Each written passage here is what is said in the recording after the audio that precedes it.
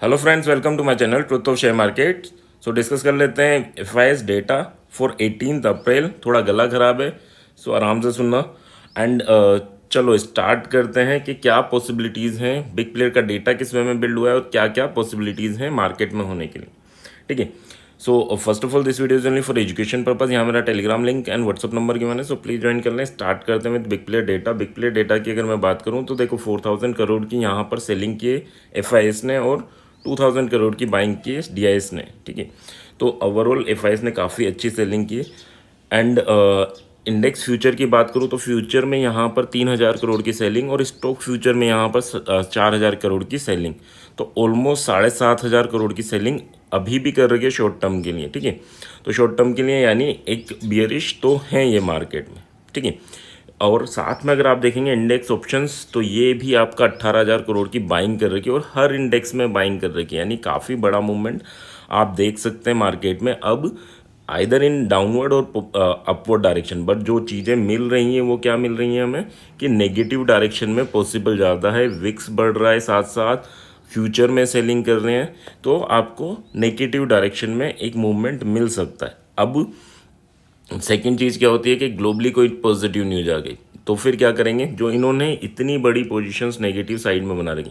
देखो ये तो फिर भी आप कह सकते हो कि सर हो सकता है कॉल बाय कर रखा है या पुट बाय कर रखा है, बट ये चीज़ें तो फ्यूचर में अगर सेलिंग कर रखी है तो ये तो डायरेक्टली क्लियर है कि हम डाउनवर्ड डायरेक्शन में, यानी सेल कर रखा है तो नीचे जाके ही कुछ बाय करेंगे, है ना। तो अल्टीमेटली ये तो शॉर्ट टर्म के लिए बियरिश ही है। और ये जो जितना बाय करते हैं ये भी पुट ही बाय करके चलते हैं 80% टाइम्स। ठीक है, 80% टाइम्स पुट ही बाय करके चलते हैं। बट क्या होगा अगर साइडवे होगा तो ये कोशिश करेंगे मार्केट को नीचे ले जाने की। बट अगर मान लो गैप डाउन हो जाए बड़ा और आप सब तैयार हो के नेगेटिव डायरेक्शन में जाएगा, तब ये क्या करेंगे, ये अपनी पोजीशंस बुक करेंगे, मार्केट फिर शूटअप हो जाएगा।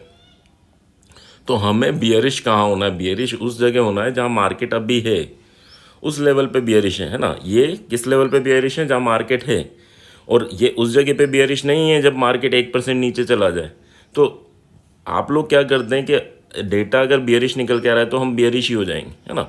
और सर्टेनली अगर नाइट में एक दिन की छुट्टी है तो उसके हिसाब से अगर मार्केट में कुछ भी न्यूज़ चेंज आती है, बुलिश हो जाते हैं, मान लो मार्केट ग्लोबली मार्केट बुलिश हो गया, तो फिर क्या होगा कि ये गैप अप ओपन करा के अपनी थोड़ा सेल ऑफ करेंगे और नीचे लेकर आएंगे, कोस्ट टू कोस्ट आएंगे और फिर बुलिश पोजीशन बना लेंगे। अब आप कहेंगे सर डेटा तो नेगेटिव है, डेटा नेगेटिव है, ये तो कोस्ट टू कोस्ट निकल जाएंगे, आप लोग नहीं निकलेंगे, आप बेरिश बन के बैठे रहेंगे। तो 80% टाइम्स तो क्या है कि हाँ डेटा साइड वे ओपन हुआ, नीचे गिराएंगे, ऊपर थोड़ा गैप अप थोड़ा नहीं गैप डाउन हुआ तो थोड़ी देर साइड वे रख के नीचे गिराएंगे। बट हाँ अगर कोई भी चीज़ें ग्लोबली चेंज हुई, सिनेरियो चेंज हुआ, तो फिर क्या होगा, तो फिर ये होगा कि ये ओपन अगर गैप अप भी होता है तो नीचे लाके कोस्ट टू कोस्ट या छोटे से लॉस में निकल कर और कॉल साइड की पोजीशंस बना लेंगे। तो ये अपना माइंडसेट चेंज करने में टाइम नहीं लगाएंगे, आप लोग फंसे रह जाओगे, है ना। तो ग्लोबली चेंजेस क्या हो रहे हैं ये कहाँ से पता चलेगा, तो आपको पता है US30 दिन भर ट्रेड करता है एंड डाउस फ्यूचर्स रात में ट्रेड करता है। तो वहाँ से आपको चीज़ें पता चल जाएंगी कि यार ग्लोबली क्या चल रहा है ना। अगर वो 1-2% की रैली कर रहा है दैट मीन कि काफ़ी बड़ी न्यूज़ आ चुकी है पॉजिटिव। जब तक वो छोटा मोटा अप डाउन कर रहा है उसको पॉजिटिव लेके नहीं चलना, है ना। जब वो बड़ा मूवमेंट दे और वहाँ सस्टेन करे, देखो ऊपर भी जाएगा नीचे भी जाएगा, ये तो कोई भी इंडेक्स ऊपर नीचे तो हो नहीं है, बट हाँ जब सस्टेन कर जाए 2% 1.5% ऊपर जाके रुक जाए, यानी वहाँ क्लोजिंग करे, तो फिर आप मान सकते हो कि हाँ न्यूज़ पॉजिटिव है। ऊपर नीचे तो जाते रहेंगे ना। चलो अभी लास्ट डे अगर क्लोजिंग देखें तो डाउज ने अच्छी क्लोजिंग नहीं दी। एक टाइम था जब वो 38,000 के ऊपर जाके 100 के अराउंड गया था, बट वापस आके 800 पर ही क्लोजिंग दी, 3700 पर। ठीक है तो इस चीज़ को क्लियर रखो। तो डेटा बियरिश है बट बड़ा गैप डाउन के बाद बाइंग अपॉर्चुनिटी आ सकती है, ये क्लियर रखना, है ना, क्योंकि ये अपनी पोजीशन बुक करेंगे। और अगर कुछ भी सिनेरियो पॉजिटिव होता है तो एक अपॉर्चुनिटी मिलती है कि पुट बायर जो हैं उन्हें निकलने की। वो क्या होता है कि फर्स्ट कैंडल में ये नीचे लाते हैं और अपना पोजीशन एग्जिट करके उसी कैंडल में ऊपर चले जाते हैं। चलो लेवल वाइज थोड़ा सा देख लीजिए कि लेवल क्या कह रहे हैं। तो 22,215 के ऊपर अगर जाता है तो फिर आपको 22,330 और 22,430 तक के लेवल देखने को मिल सकते हैं। 22,150 अगर टूटता है तो 22,080 और 21,950 ये लास्ट लेवल 21,950 यहाँ तक जा सकता है। ये टूटा तो फिर तो भयानक आपको क्रैश लाइक सिचुएशन दिखेगी, ठीक है। तो ये काफ़ी इंपॉर्टेंट सपोर्ट है, ये नहीं टूटना चाहिए।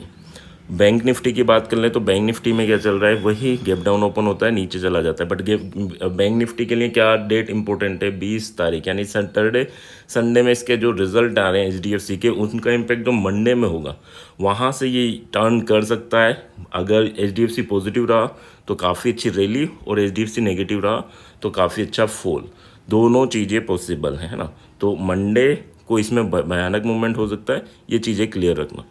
अच्छा चलो अब लेवल वाइज देख लेते हैं। 47,675 अगर ये टूटता है तो 47,925 और 48,260 तक के लेवल आपको देखने को मिल सकते हैं। 47,600 ये आपका एसएल रहेगा ना। 47,450 के नीचे जाता है तो 47,200 एंड 46,950 तक के लेवल आपको यहाँ पर भी देखने को मिल सकते हैं। So that's about Nifty bank.